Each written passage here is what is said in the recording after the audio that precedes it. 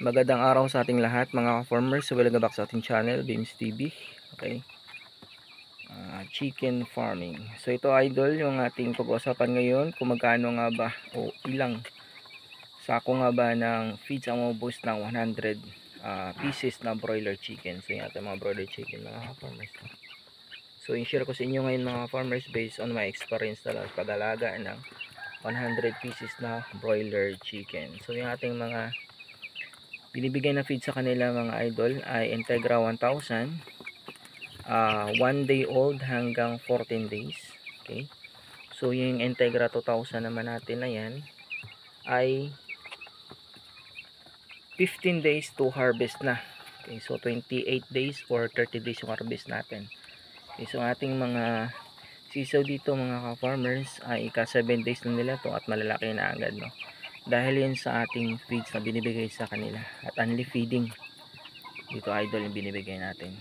So ilang feeds nga ba idol? Ilang sako ng feeds ang maubos ng 100 heads ng broiler chicken? So yung maubos na idol ay nasa 5 sako. Yan. Budget ka idol ng 5 sako na feeds. Okay, hanggang 30 days to na idol. Pwede naman bumaba doon idol sa 5. Siguro sabihin natin 4 na sako at kalahati. Yan. Depende kasi yan idol sa days. Kung 28 days yan, makakaubos kayo ng 4 na sako at kalahati mga idol. Pero sabihin lang natin 5 sako. Ibig sabihin idol,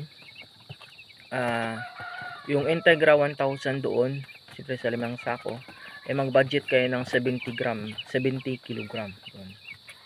No, 70 kilogram o isang sako at 20 kilos. Yan. Yan yung ibabudget mo dun sa 5 sako na yun. Okay. So yung sobra nun idol, yan yung magiging Integra 2000 mo. Doon.